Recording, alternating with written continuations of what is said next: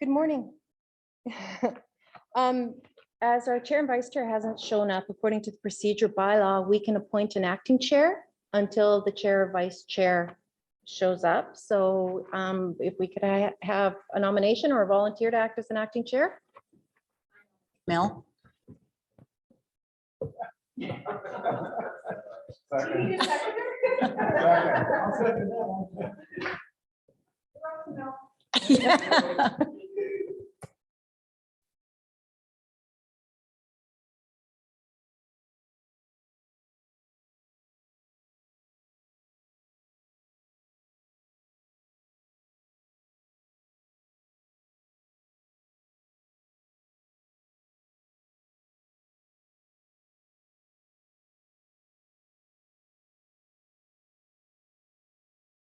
Protective Services Committee together for Thursday, May the 19th.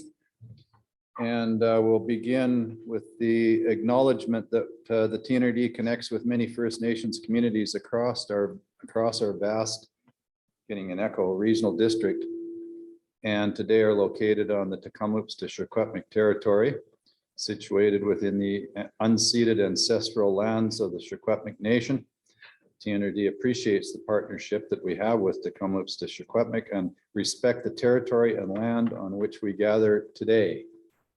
And I will now turn it over to Agnes for election of the committee chair. And oh no, yeah, we're going to do that now. Yeah, committee chair. And I see that Director Laird has arrived. So would you like to take over chairing for the rest of the meeting? Okay.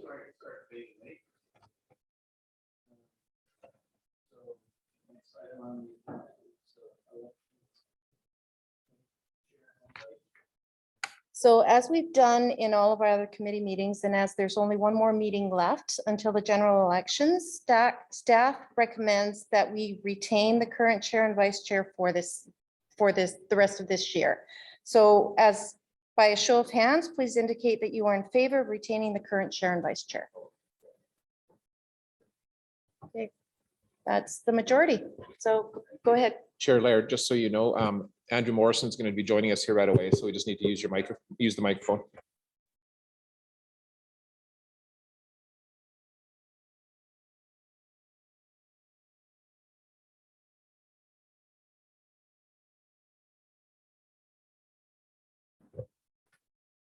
Any additions or deletions for the agenda? Okay, and we can come back and we can go right to delegations for the from the Kamloops Fire Center. Yeah, good morning. So we have Hugh Murdoch who's going to be presenting from Kamloops Fire Center. So Hugh is the wildfire officer that looks after the Kamloops zone, which is the kind of immediate geographic region that we're in. And then during the summertime, he also acts as one of the type 1 incident commanders on the main fires as well. So yeah, he was going to give us, I think, a fairly brief presentation just on the season ahead in the immediate region, and then we'll have some time for questions. Excuse me, Chair Laird, we need to adopt the minutes. We need to adopt the minutes. Yeah.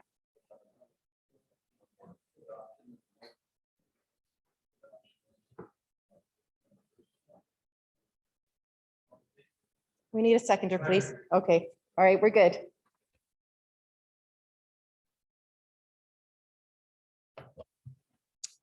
Okay, I'm guessing you can hear me well now. Excellent. Thanks for having me here. It's been an annual visit that's been disrupted by COVID. I recognize that we're a little tight for time, and I will do my best to save you a bit of time, partly because I left some of my notes at the office. So I'll be winging this a touch myself as well. I am not going to do any kind of deep dive into the year that was last year, except to say thank you very much for your efforts, your partnership, your support, and to the folks that are in the background as well, helping around the corners and other desks that allow folks to concentrate on the immediacy of what we're faced with last year. 12 slides, less than 1 minute, we'll be okay. So that's the geographic of the fire center. You could overlay TNRD on top of that. The Kamloops Fire Zone is all of Wellsgrave Park, down just south of Logan Lake, Spence's Bridge, and I would say pretty much both shores of Adams Lake. So that's the area that I am responsible for day to day, primarily with response, but also sort of a boots on the ground in prevention mitigation work as well. So you can read along there and see the crews that are within that large area, recognizing that those are provincial crews and we import and export as necessary and available. Yes, we have 9 bases around the region. We have often are in the circumstance, I would look to the heat dome last year as an example, where we just forward-based crews into Ashcroft. We move crews where the hazard is. It's a normal standard operating process for us. I said I wouldn't do a deep dive into last year. I'm using this slide just to highlight one thing. Over the last 5 years, there have been extremes in both directions. So to 2020, 14,000 hectares burned. That sounds like a very short period of time last year. It makes running the business of fire response a little bit tricky when you have such extreme peaks and valleys. I think you could mirror that in so many different aspects of work. I would also suggest that when you're looking at statistics, including those presented by the Wildfire Service, to look at them critically. We can use numbers in a variety of ways. And a 5-year average might tell a very different story than a 10-year average. So just so there's a request to talk about some of the changes going into the 2022 fire season. There are many. Some will be obvious to people that work with Wildfire Service daily already. To the public, not so much. We Clearly, there's a lot of news about investments into the wildfire service as a whole provincially. The idea of us becoming a 365-day-a-year response agency. We already are. We have been for some time. It's just a much more significant investment into that and recognition that it's a much higher priority moving forward. My last deployment with the incident management team was not to a fire, it was to Abbotsford in the atmospheric river event, late November, early December. So the farthest thing from a fire. We have been involved with the rock slides in the Fraser, going back a few years, avian flu, but there's been a number of other events that are not smoke or fire related that we are tapped into. We're still supporting at a provincial level debris cleanup from the atmospheric river events as well. This picture here is just crews of ours that are not from the Fraser Valley.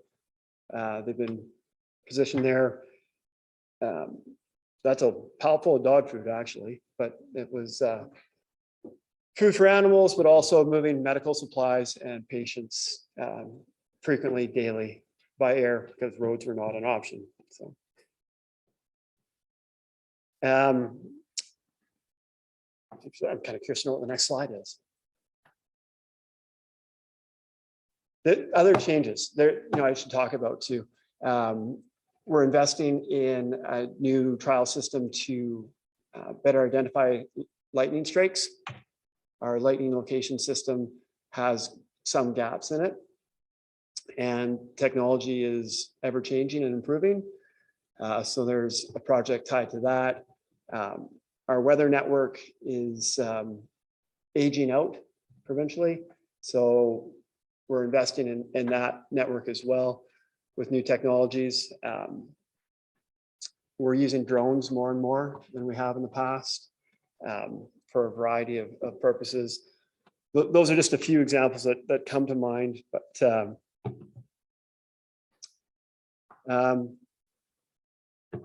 structure protection. Sorry for the picture here. That day was either going to be a very bad day or a very good day. I consider it the latter.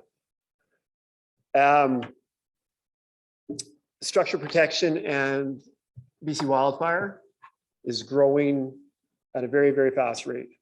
This started coming out of the 2017, 2018 years. A recognition that, and you folks will be acutely aware of this, the rural spread. You see it in the Caribou a lot, but I'm sure you see it throughout many parts of the TNRD as well. There are many, many structures in many, many places. The demands to protect those structures are real. The Office of the Fire Commissioner is no longer working in that close contact with BC Wildfire. BC Wildfire Service is taking a lead on structure protection when it comes to wildfires. We've hired in excess of 30 structure protection specialists. They will be, the vast majority of those folks will be seasonal employees and have a very significant background history in structural fire departments. And they are working with an ever increasing supply of equipment, type 1 trailers, type 2 trailers, specialty equipment. There's been some very significant training developments that we're using with our people now to get us better schooled up to work in this environment where wildfire meets a rural or urban interface spread.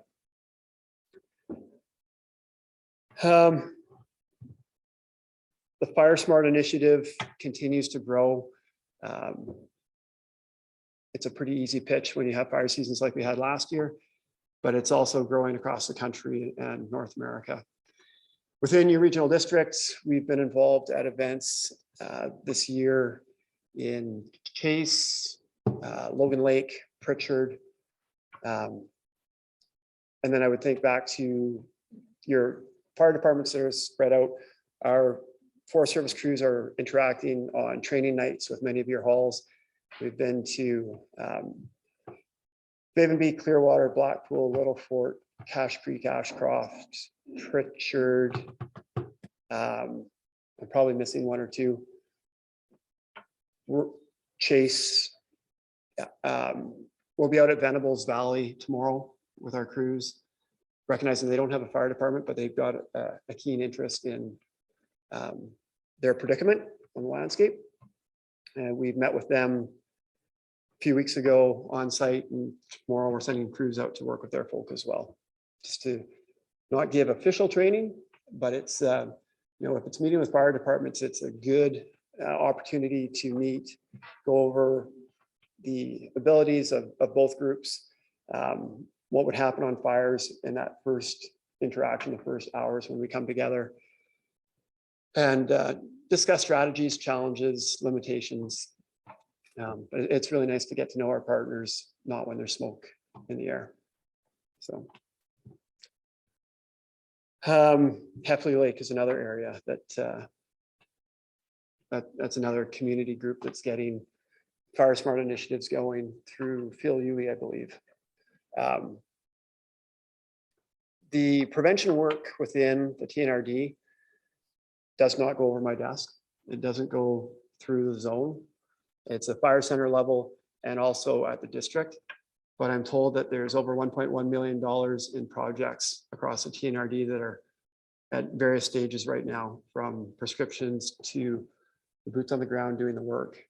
A lot of that up the North Thompson corridor.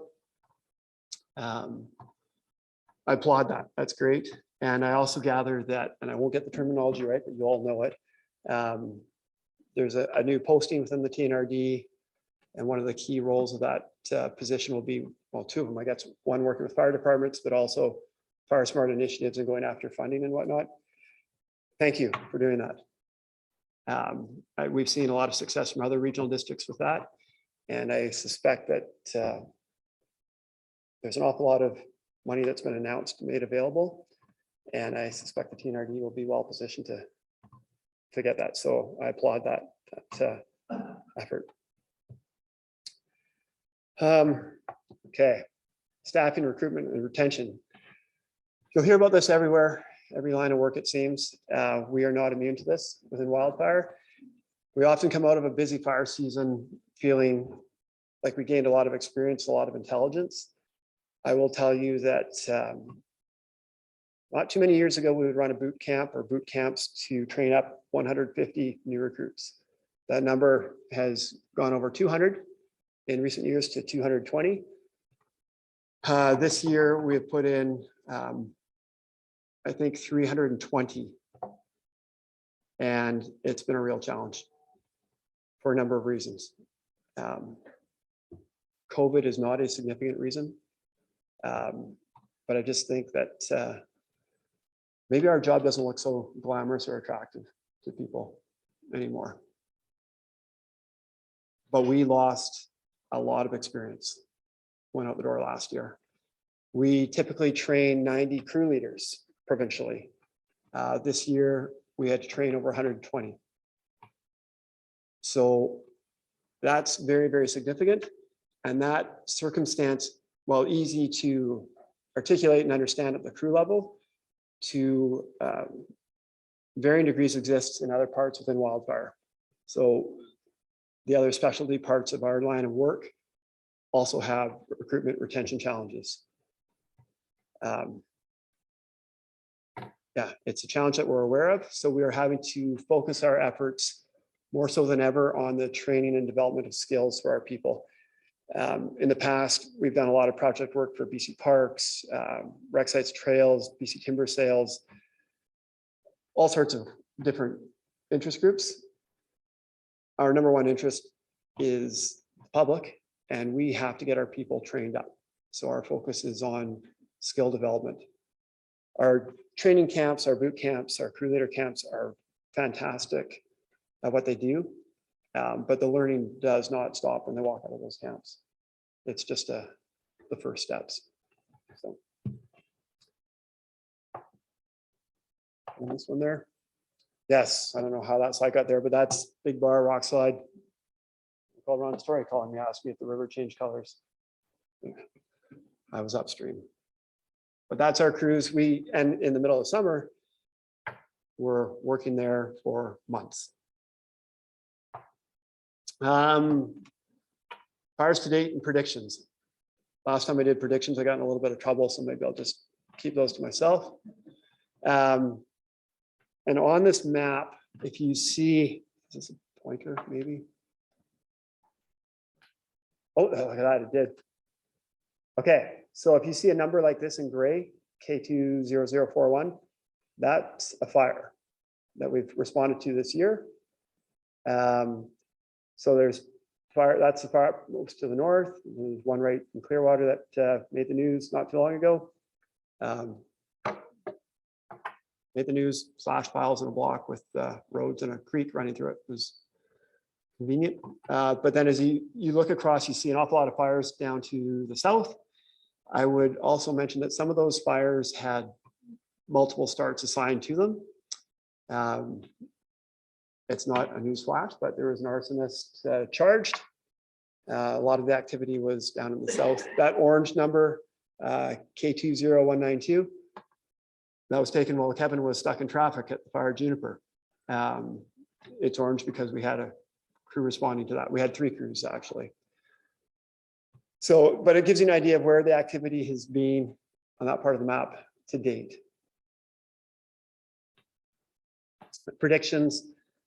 I'll just say that I appreciate this rain, this cool weather. I hope that things don't balance out too dramatically.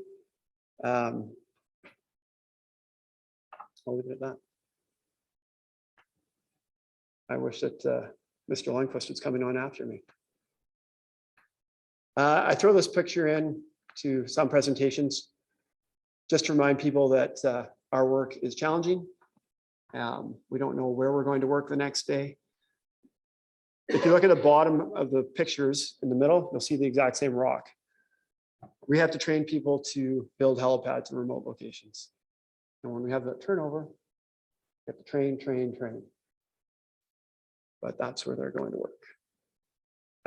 Equipment registration.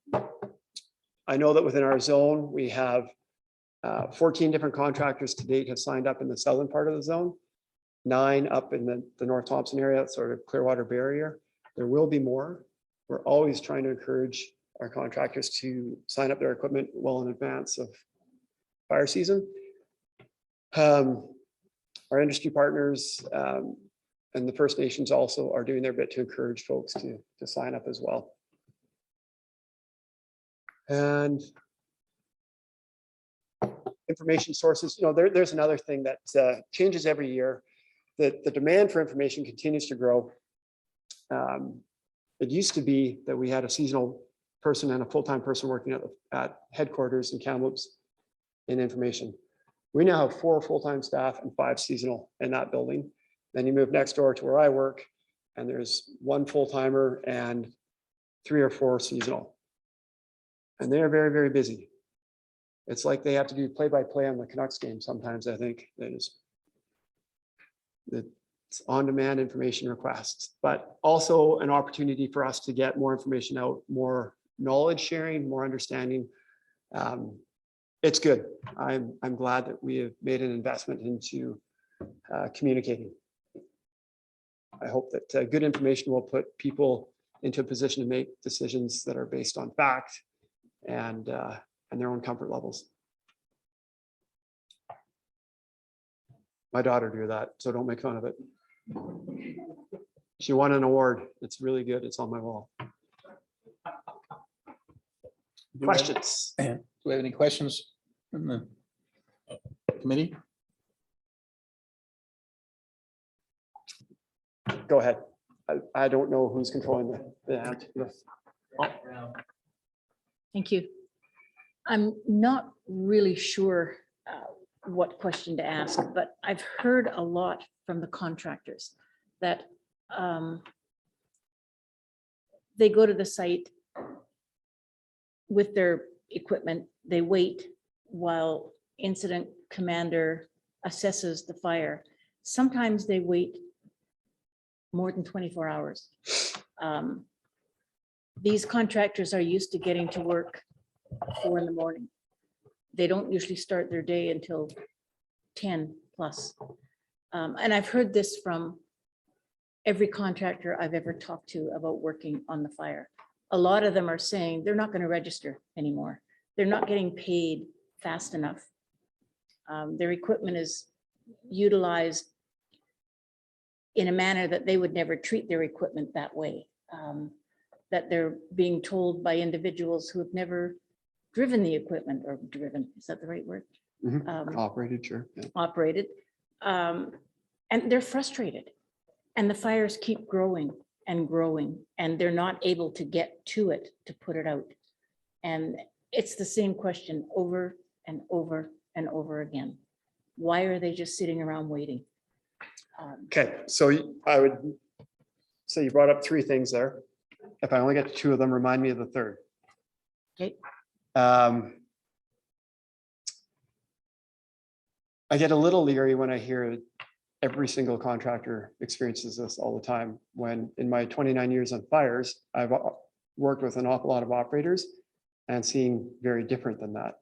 I've mentioned the think ones it- that talk to me. Yeah, I think what happens is people always talk about winning the lottery and never about losing. So you only hear the complaints. Probably. Life and politics probably does that to you.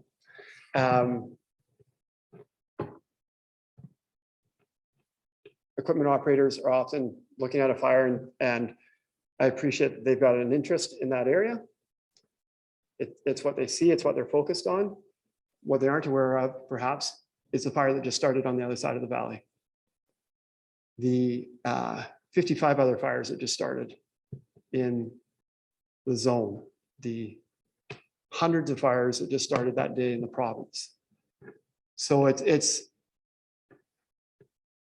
in industry, you can have a midterm timber supply. You can have a 5-year plan. You know where you're going to be logging 6 months from now. You know where you'll put a road in perhaps. What blocks are going to get laid out in advance. We don't know where the next fire is tomorrow. And while we're not on those fires 24 hours a day, we also don't know if access to the fire has changed overnight. If the fire has jumped guards, jumped water bodies. Equipment operators don't stay at our camps. I don't blame them. And let me say this too, like we would be nowhere without equipment operators, and they do a ton of great work. I appreciate that they start their work very early in the morning. They often do that because they get shut down at 1 o'clock in the afternoon, then have to do a 2-hour fire watch when hazard is high. If we started at 4 o'clock in the morning, our crews would be crawling into a tent, not a bed, a tent at 8 o'clock in the evening, when it's probably in the 30s, and trying to sleep beside a generator that's running a camp for 400 people. Now, an easy solution to that might look like hire more firefighters, run more shifts, have a morning shift and an afternoon shift, because I'm pretty sure you don't want our firefighters leaving the fire line 2 hours early or 3 hours early either. I think I already talked a bit about hiring more firefighters, but there's also an infrastructure challenge.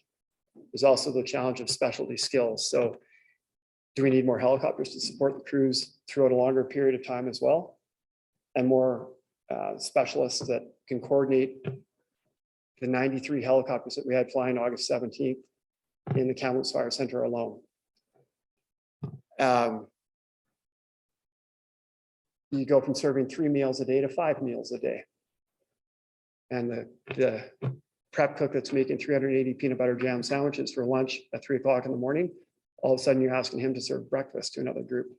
So to that equipment operator who goes home and into his own fridge and uses his own bathroom and his own bedroom, the comparison to the hundreds of firefighters that line up to use porta potties and bad showers and sleep in a tent outside where their air filter is a sheet of nylon, I sometimes get a little bit tired of that comparison. Now to the funding, to the payment side of things. Yeah. When there's $50 million spent, invoiced in the Kamloops Fire Center, odds are that the payments aren't going to happen seamlessly. And I would suggest that there are a number of different players that have an impact on that, including BC Wildfire Service. We are trialing an electronic daily time record. It was trialed last year in Prince George Fire Center, and it's been trialed to some degree in all fire centers across the province now. It is not a silver bullet this year. It will be clunky. There will be challenges for sure. It'll be new challenges, but we have to get there. We have to go through these growing pains. When we bring in out of province help, they're well-intended, they're good, skilled people, but they may not be intimately aware of our processes for getting people paid, so we can create errors there. And then sometimes it's a shoebox of invoices that are not perfect or far from perfect.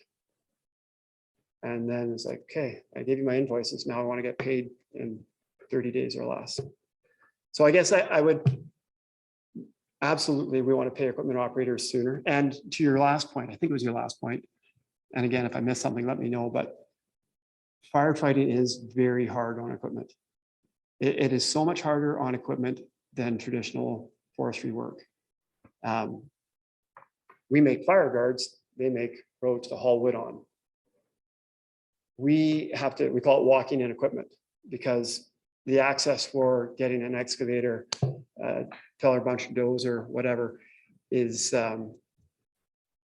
not always what you'd want to be. So it could be like a 3-4 kilometer walk of equipment, and that's tough on equipment. And then the smoke, the ash, the dust, and where I hear about it is, sure, we often see equipment break down on the fire lines. Sometimes they go back to their regular working when you get weather like this. 2 days in, their equipment breaks down. And it's not because of the last 2 days. It's because of how that equipment had the summer. And all I can do is tell you that they're absolutely right. It's way harder on equipment. That's the reality of it. I think, Did I cover everything there for you? I think you answered the questions. I don't know that, I don't know that, At least. that the answers are going to satisfy a lot of the equipment owners. And my fear is that there's going to be fewer equipment available for fires when we need it. And I hear that again and again and again. Yeah, I worry And the about it fires too. aren't going to stop. But we're going to be short of equipment unless we start doing something to hear them somehow. So and last they're week I not- met with 60 contractors from Inter4, equipment operators. And it's a meeting facilitated by Inter4. When I was in the Caribou West Fraser, we work closely with West Fraser, and they had their relationships with equipment operators. The Fire Center has hired a new industry liaison. The partnership with industry is getting stronger and stronger.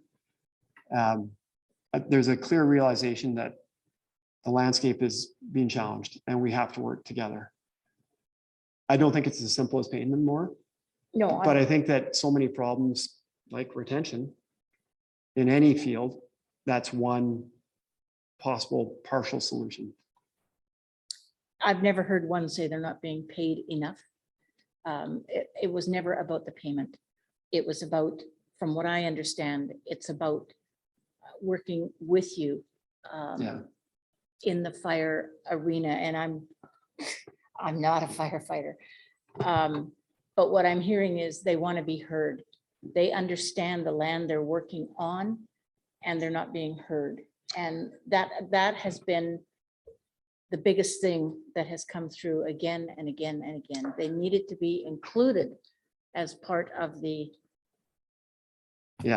Strategies. assessment, the strategy, whatever. So I'll share 2 quick thoughts and then we'll move on.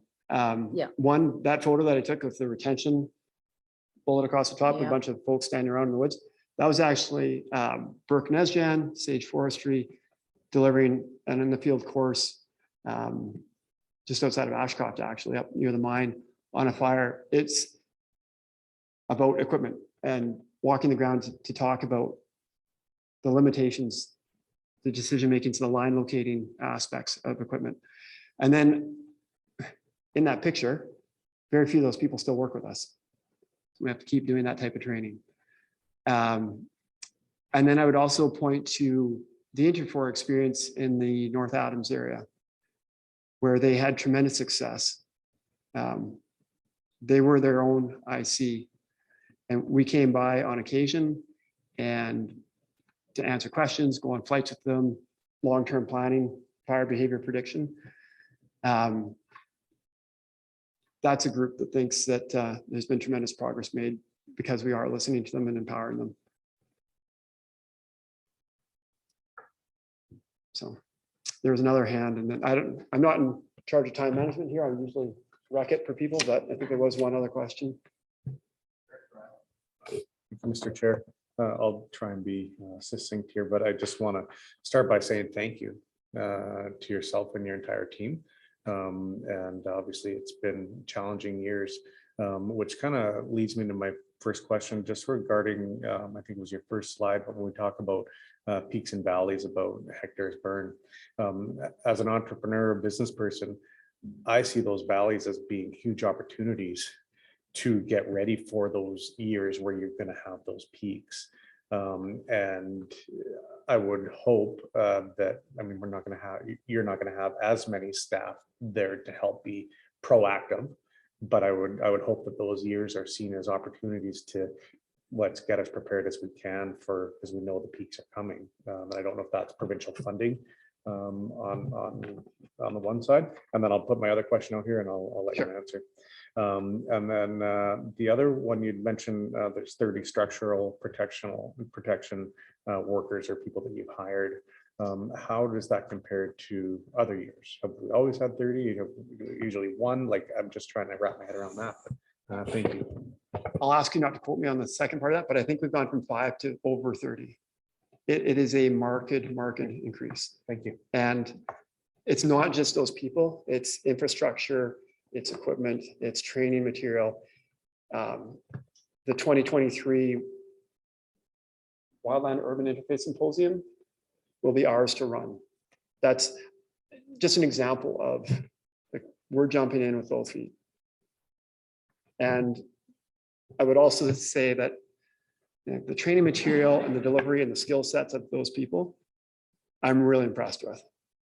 If I wasn't, I'd tell you. I'm really impressed. To the peaks and valleys. So a couple of things for you. If we have really quiet years, our seasonal employees might say, this is hard to plan around this. I'm going to go do this in another field.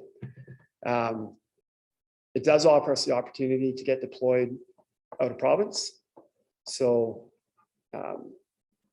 in some of those down years, we sent a lot of people out to Eastern Canada, up to the Yukon.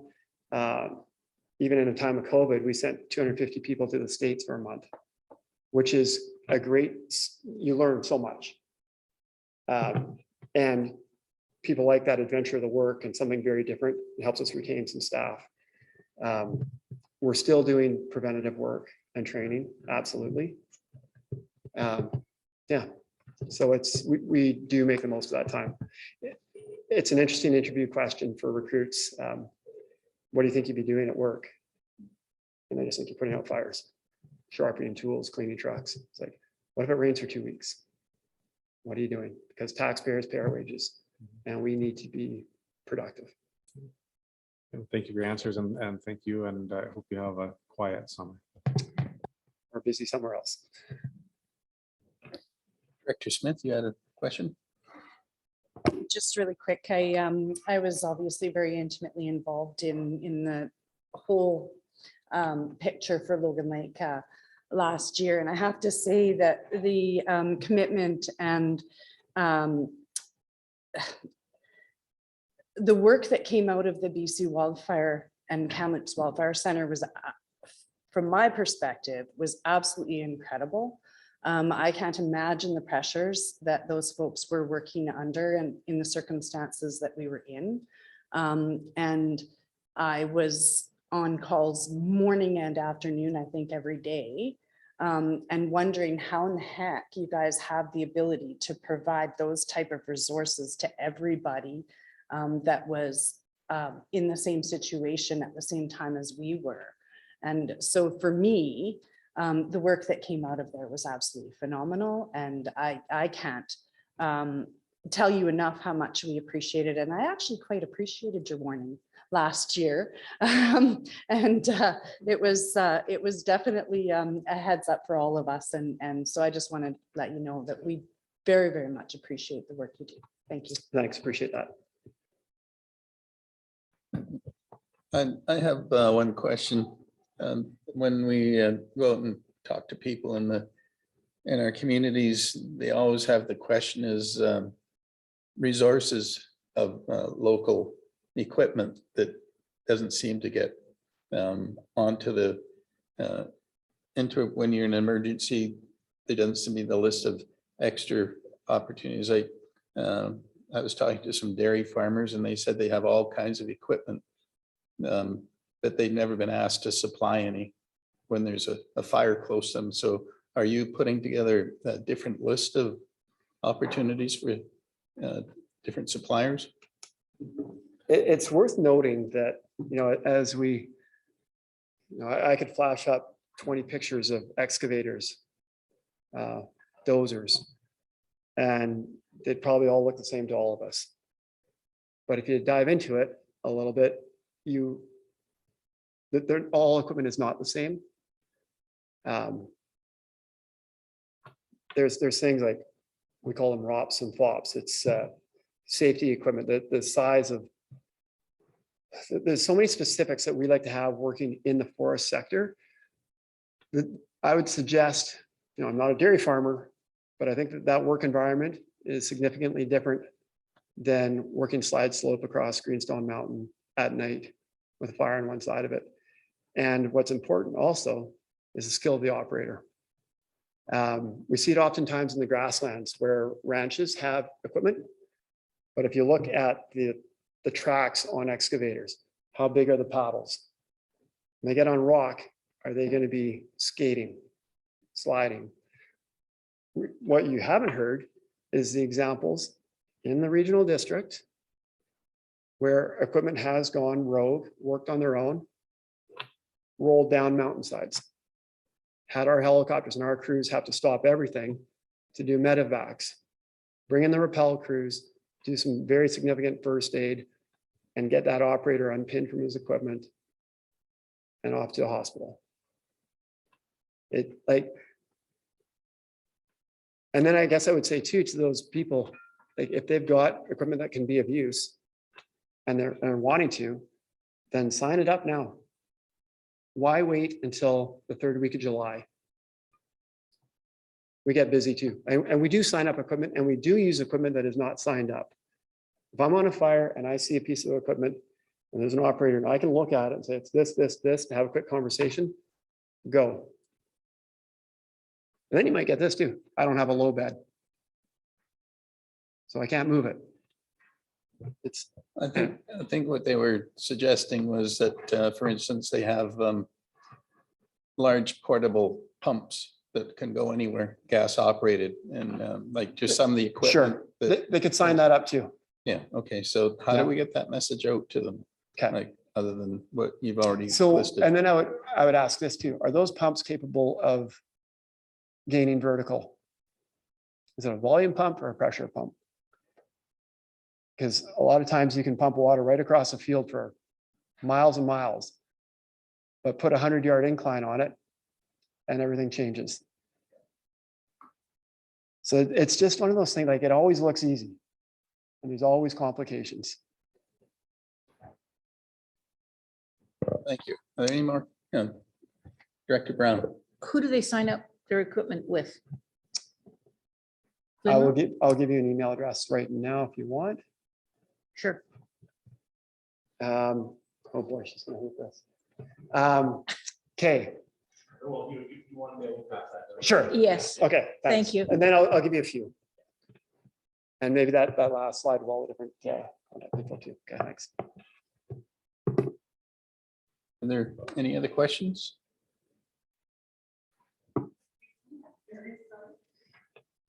It was riveting. You missed it. I'll recap. No. Okay. Okay, well, again, thank you for your time. I look forward to working with you on whatever incident, whatever type of incident. I think 2021 brought so many of our partners closer together. City of Kamloops, we worked with closely in the fire department, but now industry more than ever, First Nations. The TNRD, we've always had a healthy relationship, but I think that there's a clear understanding that we're in it together. And if we get another valley, we'll be back next year. So, yeah, thanks a bunch. Thanks. Thank you very much for your presentation. I just have a word to say. We've sat through the presentation last fall, and then we had our presentation again, I think 2 meetings ago. And I was quite impressed on where you were last fall and where you're at now. A huge improvement in cooperation and working with within the community. So thanks for doing that. All right, good. Glad to hear that. Thanks.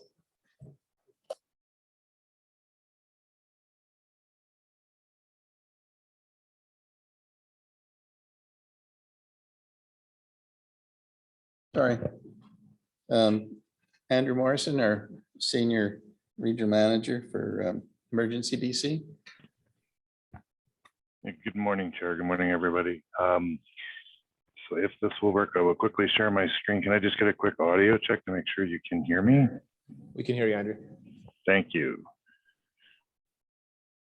So first off, yeah, Andrew Morrison, I'm the Senior Regional Manager. I look after the ENBC Central and Southeast region. Calling in today from the traditional territory of the Ktunaxa people in Nelson. So thanks for the virtual opportunity.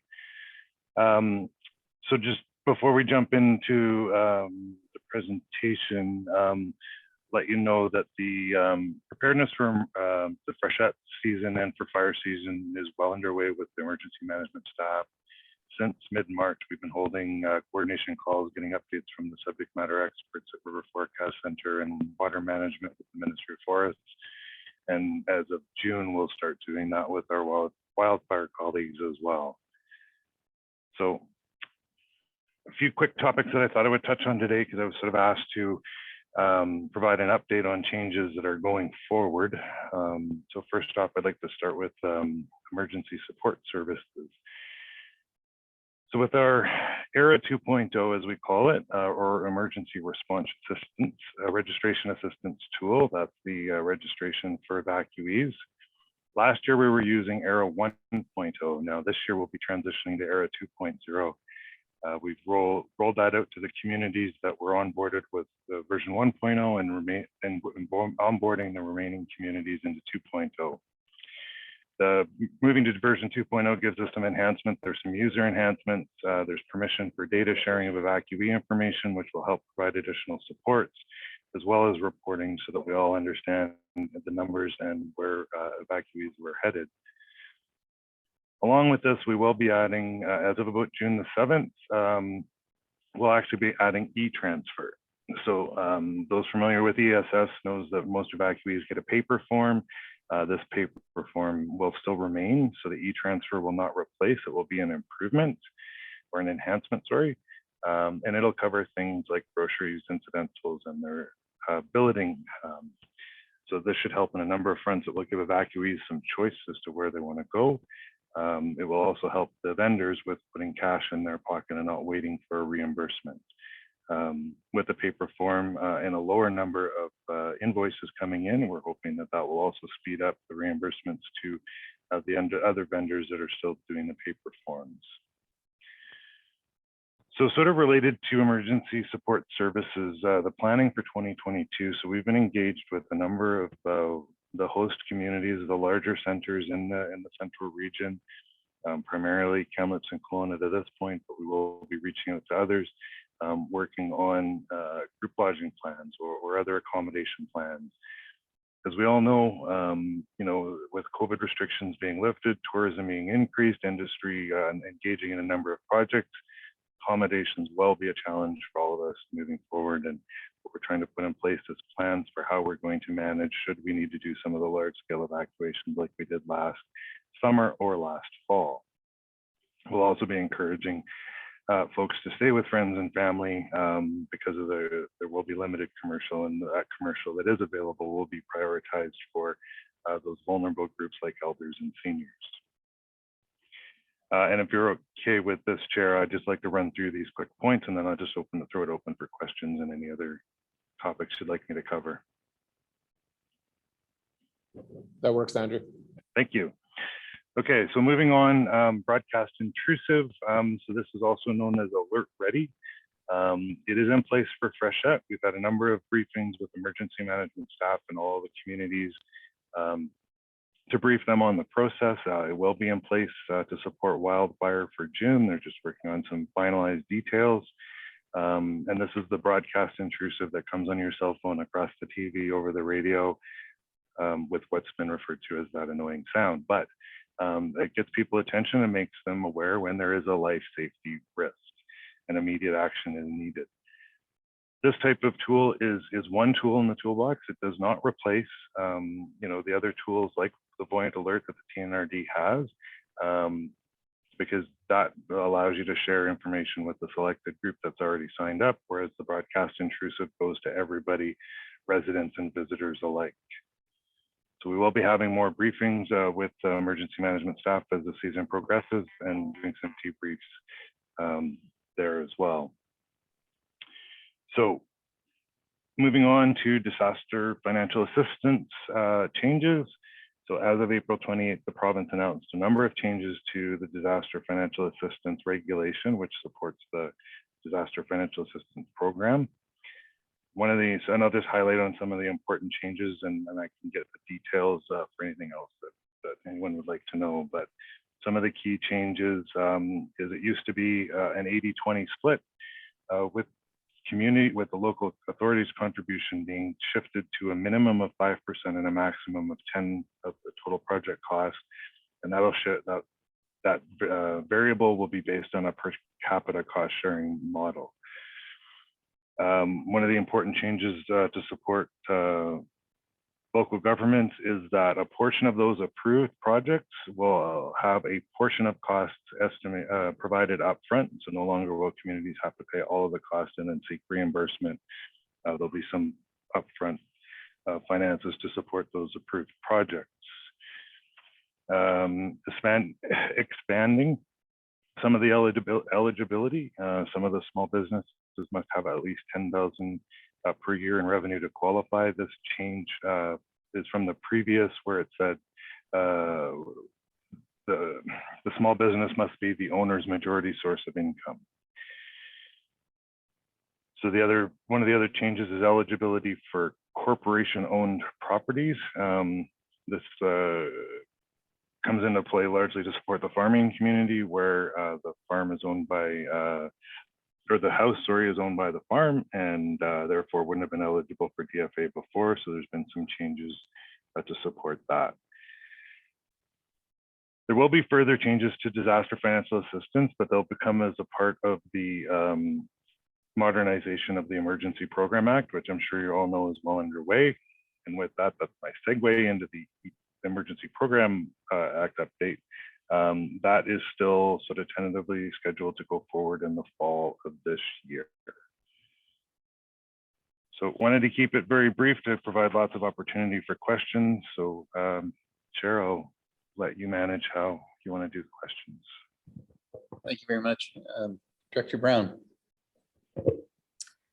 Thank you very much for listening to those of us who have dealt with emergency services over the last little while. I'm from the city of Merritt. One of the things that came through, a question on the 5-10% max matching grant. That's only for communities, I understand. It's not for the individual residents who've lost their homes. Just flip back to my notes. Yeah, I believe that it is true, Director Brown, but that's not my program area, so I can check into that and get back to you with the definitive. Thank you. The other thing was on the housing issue, where business still needed $10,000 revenue and their main source of income. And what we've got in the city of Merritt is a whole bunch of older units, lower income units that were destroyed in the flood. 16 of those units will not be put back into circulation because what they were charging on rent was $600, $650, $700. They don't meet the basic minimum requirement. We're not Lower Mainland. We don't have huge rents. So there's 16 houses that I'm aware of that will not be into the affordable rental pool as a result of that balance being only 10,000.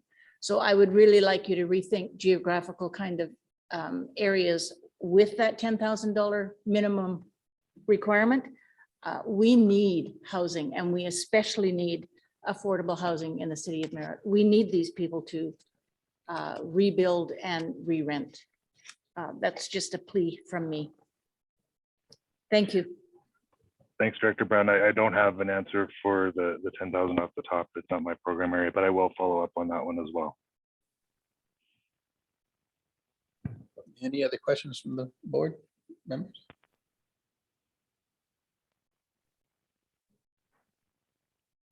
Director Roden. Thank you, Director Roden, Village of Ashcroft. Just wondered if there's going to be anything done to address the fact that last year we didn't seem to see the large scale centers for evacuees that we did see in 2017.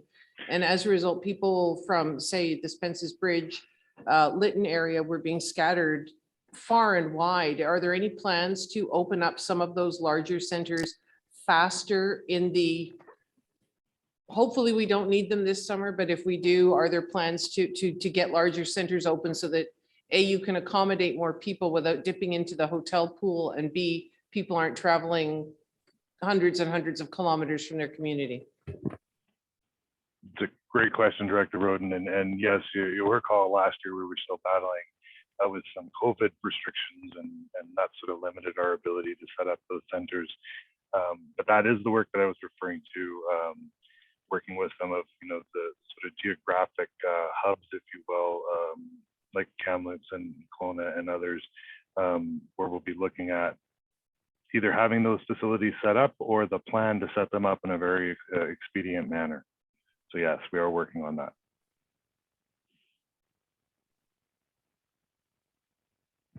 Any other questions that directors like to ask? Okay. Oh, yes. I have Director one more Brown. question. The broadcast system, the provincial alert ready system, does the broadcast override notifications that are turned off for the middle of the night? My understanding, sorry, that was Director Brown that asked that. Yes. Yeah, thanks. My understanding is yes, it actually overrides all the sound settings so people get notification no matter what time of day. But I'll double check on that and provide that information back through Kevin or Scott, if that's okay. Thank you. Any other questions? Seeing none. Thanks very much for your presentation, and we'll lots of new information shared, and hopefully we don't need any of it this year. So, but it's great planning. Thanks very much. Thank you very much.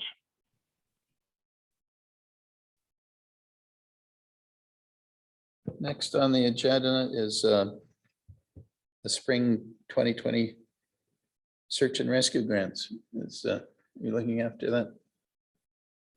Yeah, thanks, Chair. There's no presentation on that. Recommendation is for the committee, but happy to answer any questions.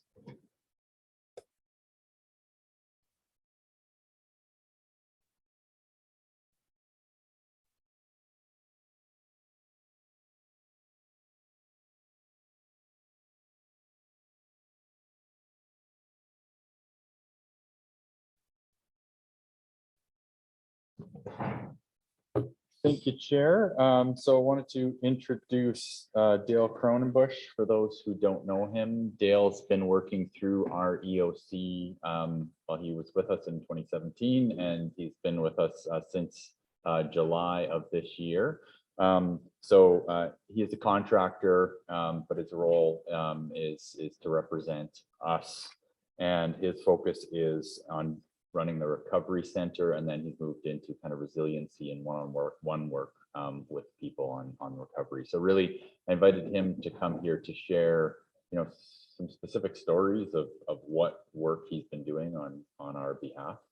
That I'll turn it over to Dale. Thank you for having me this morning. We start out with resiliency all the time because within the provincial government through the EOC and EAFs, we get 100% back. So that's whatever you spend on it, you get 100% back. We try to stay away from the word recovery in the sense that you only get 80% back. So we want to make sure that we're doing resiliency so that we get all of our funding back and it doesn't cost the taxpayers any money. So, but we started up and set up a resiliency center in North Hills Mall here, and that was the one that we opened up the door because we were so fast to get it up that we opened up the door and allowed anybody that was evacuated from any fire. So we saw people from even 100 Mile House that were through here and they were evacuated from home. They couldn't go back. They came to the resiliency center, got the information they needed, and were able to then get settled and where they need to go until they could get back home. We opened the door to all of the Lytton First Nations and all their derivatives of the different bands to come in and present a needs assessments and go through that whole process to find out what they need. The village of Lytton, all those folks were also, there was no other place for them to get that information or to even report their information that where they're at. So we allowed them to do that as well. So we took all the information, of course, from all of the TNRD. Now, one of the challenges that we had in getting the information from fires was that, like, I think one of the directors here said is that they were scattered all over. We had folks that were scattered and placed in North Vancouver, Richmond, Chilliwack, Abbotsford, Kelowna, Salmon Arm, in every direction they were going. And we had no way to track it. So it's really welcoming news to hear that Andrew Morrison is now saying, we're going to have information sharing. We're going to be able to get the information back and forth. The only thing we need to add to that is to try to make sure that we can get all agencies that are working for the people, including the Red Cross, to share their information as well. So we want to be able to share it back and forth freely to help people to do it. Now, when we talk about helping people, we start talking about the trauma that they've gone through. Now, unless you've experienced the trauma yourself, you're pretty, and I've always thought, I've got 40 years in fire services, and I thought I'm pretty, and that's structural, so municipal fire. So I thought, well, I'm pretty versed on how to help people and what people are going through, right? I can sit there and look at them, nod my head, say, yeah. You don't until you experience it yourself. A whole different ballgame when you experience it yourself, whether your house burns down, whether you get evacuated, or for different reasons. So, but everybody handles it differently. We start with the real hotbed of Monty Lake, where we've got some people that were so versatile there. They picked up the pieces, they start rebuilding, and some of them are now, they're in the drywall and painting stages of their houses. Some are not. We're just doing debris cleanup in the next couple of weeks to try to get some of the debris off their properties. Some of the people have gotten the debris all off themselves, and it all works really well. Some people just get so overwhelmed they don't know where to turn. And that's where they come to us.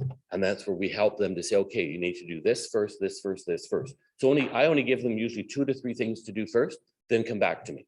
Because then I'll give them another 2 to 3 things. Because if you give them a whole list of things, they become overwhelmed, and all of a sudden they can't do anything. It just becomes too hard. They throw their hands in the air, or they start to turn into other sources to cope, whether it's alcohol or other things like that. We want to try and stop that and try and make sure that people are going forward with it. You've also got people in different stages of their life that they've got medical problems. We've seen people that have gone through, we're going through cancer treatments, through operations, where they get evacuated from their place actually burns down. They're going through, they have an operation in the hospital here in Kamloops.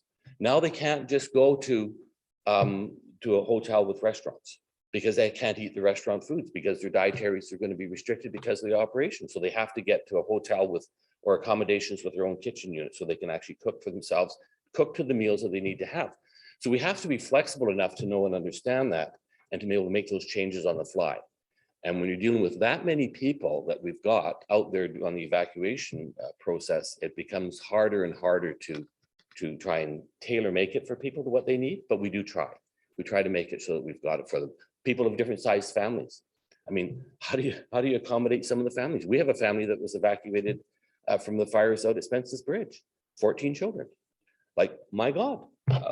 I asked him when I was talking to him, I says, how did you even evacuate that many, your family?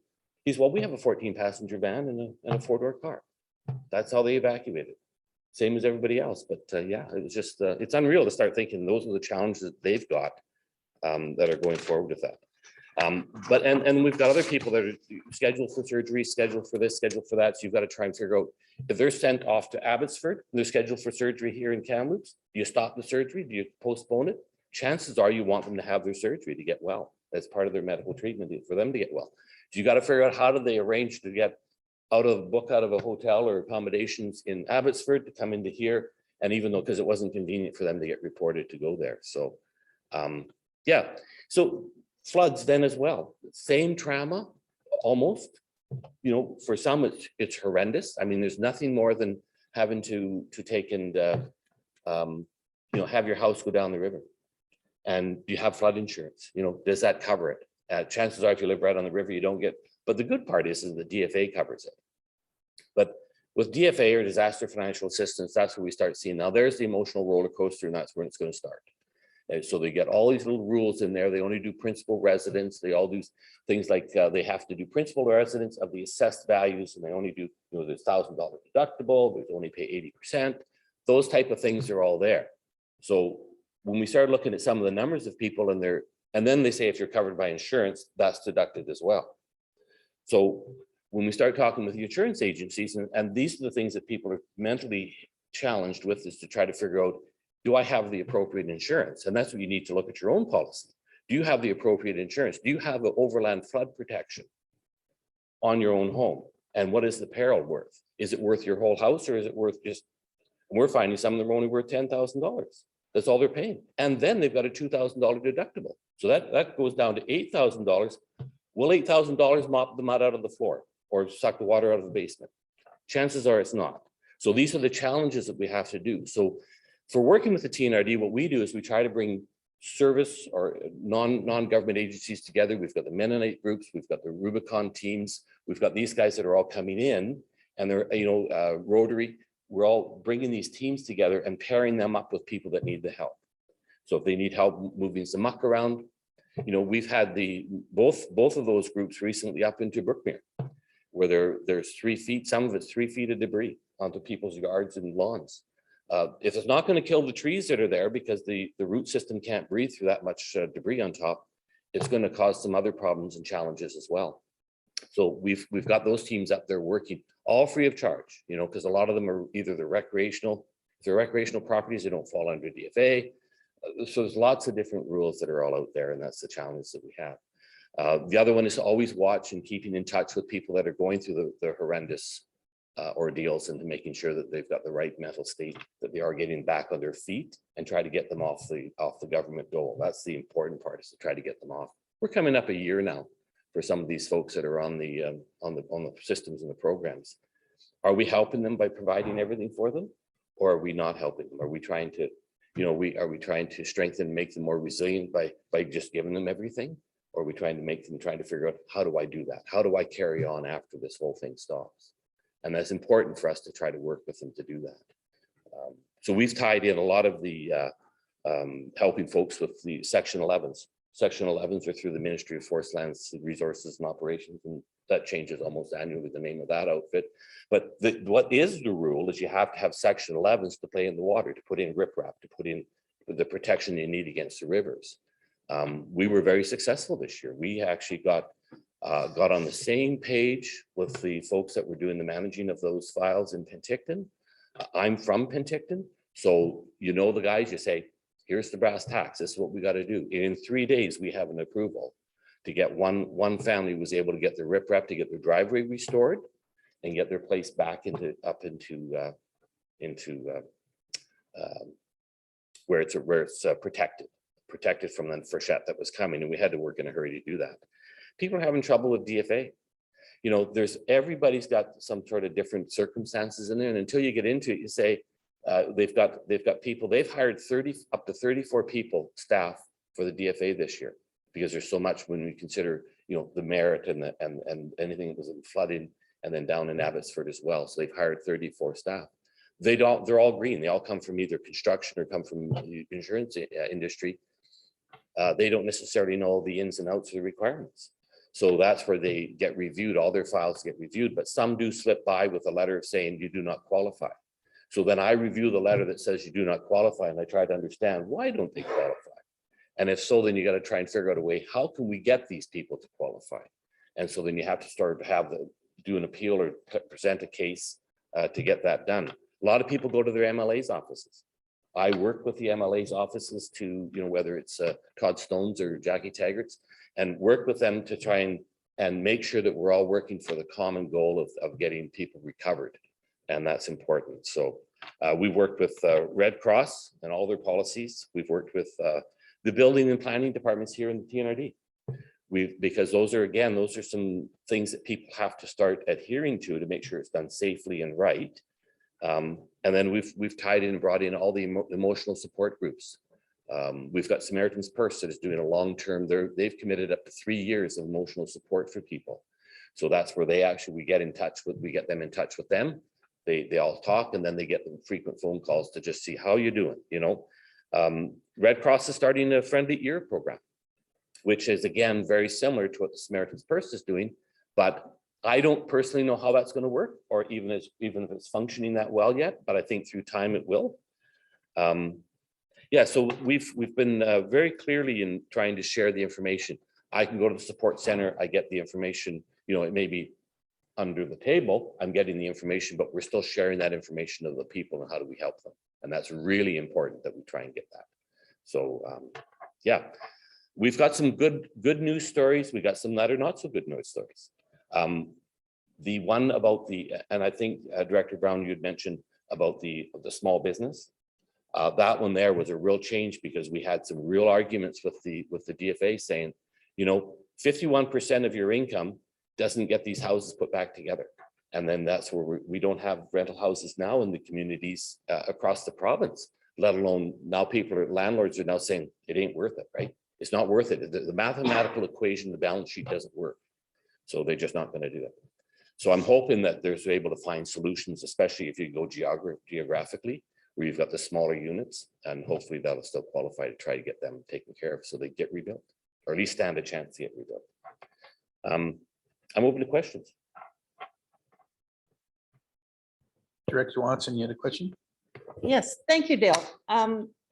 I was evacuated in 2017, and my kids' families were evacuated last year. And what was really an issue for both times was the food voucher system.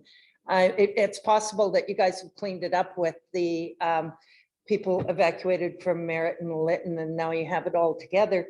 But it was very, very difficult. My son's family of 5, so you have a few food voucher that you have to spend all of it in one day. Right. And okay, I'm living in my camper. Where am I going to put all this food? Yeah. And it would, grocery stores have cards. And so, make a choice. You want to shop at Save On or Fresh Go or Superstore or whatever, Walmart, and give them a grocery card or a money card for that store, so that they can go back a couple of times during the weekend, refresh their groceries. Then they have access to fresh vegetables rather than canned everything. And, it was very cumbersome, especially for people living in campers. And especially with larger families as well. Yeah. And especially if you've got a voucher, that there's lots of times families were evacuated and then not necessarily forgotten, but they were out of communications for 2 weeks. Mhm. Then they come in and looking for 2 weeks worth of, and they're entitled to 2 weeks worth of groceries. Mhm. And as you know, it is a one lump sum thing. So we tried to get it broken down into smaller sections. But we've learned a lot. I think it's been a real growing pain this year. I've noticed that with the ESS programs, and especially with the vouchers and even referrals for, that's a referral is for food, is that The Red Cross has done it differently, and they've done it where they've preloaded and they give you like a debit card, then they preload it and electronically they preload it.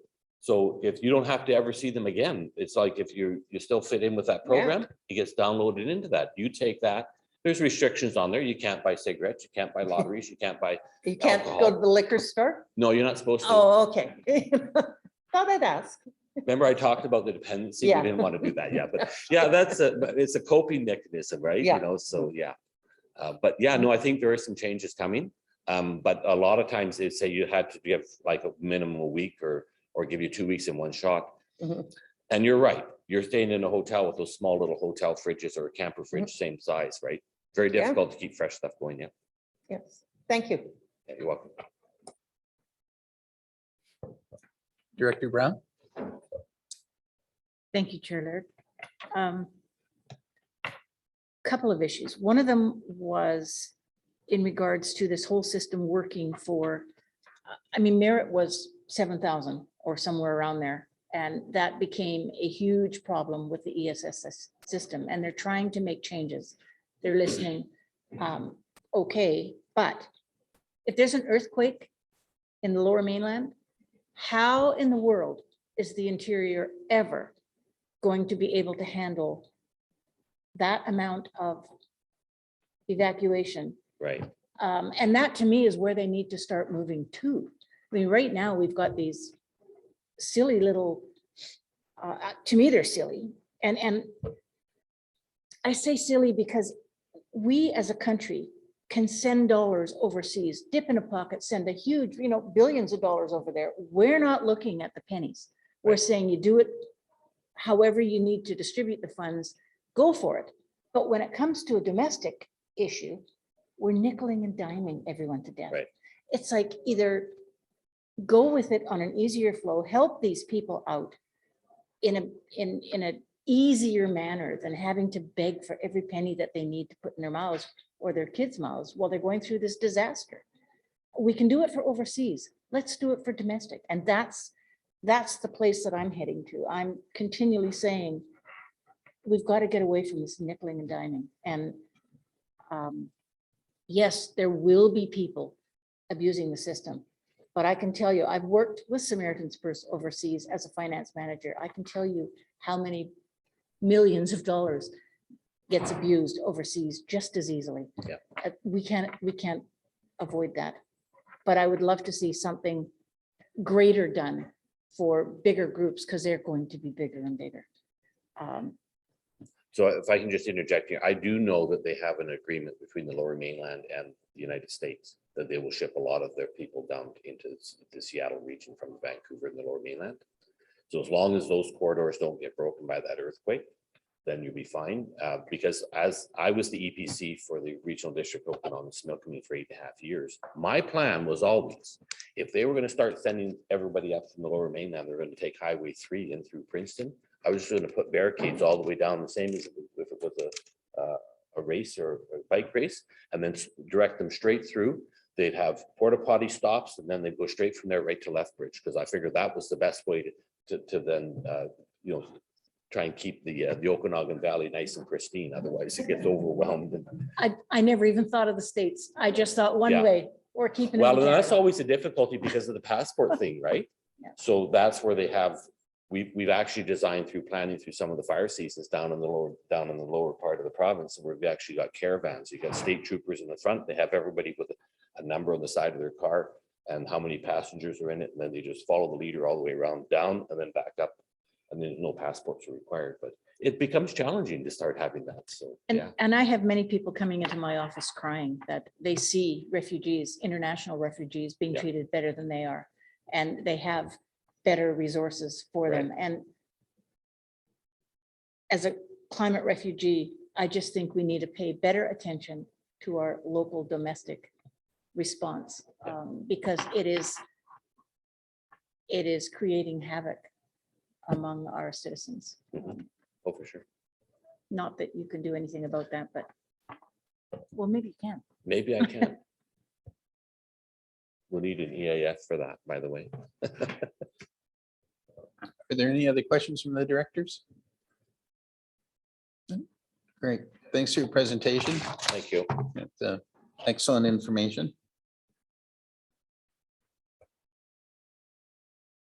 Next on the agenda is new business. Does anybody have any new business? I just had one question through to Kevin. I was wondering how our community emergency planning was coming. Can you just update us on that, please? So Chair, just in terms of the emergency plans for the different areas, in terms of where folks evacuate to, contact lists, things like that. Yeah. So yeah, we are working through some of our material right now. So we actually have Janice and Naomi in our department here are working through primarily contact lists and things like that, just making sure that they're updated for this year. One bit of a fly in the ointment right now is, as Andrew had mentioned, with the Emergency Program Act changes that have been pushed off a number of times due to COVID.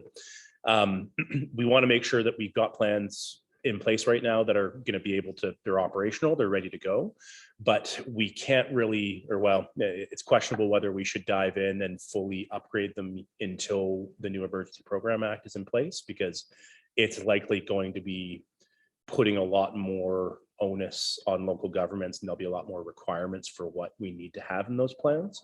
So yeah, we're brushing them off and making sure that they're ready to go, and they'll be, of utility this year, but they're going to need a much more fulsome update once the new EPA is in place and we understand what's going to be required of them.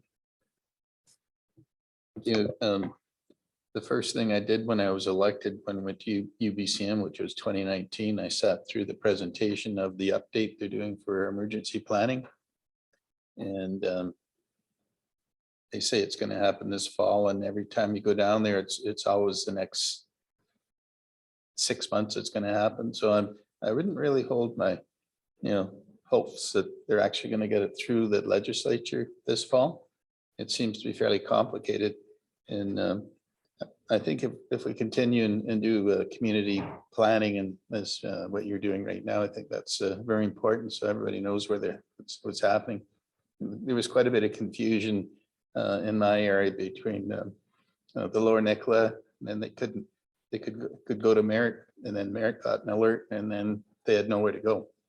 And oddly enough, they could go into Area M or Area N, and they could camp or find anywhere that they had that sort of ability to stay out in the open that long. So they were very resourceful of where a lot of people went, but there was a lot of confusion as to where they could go and what was where they had that opportunity to actually, I don't know, it's been some of them out for 3 or 4 months, and there's still people that in Merritt that don't have anywhere to go other than a hotel. So that'd be great to get that sorted out.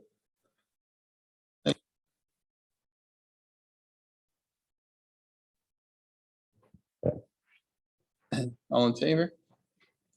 We're adjourned. Just for everyone's information, the bus will be leaving here in about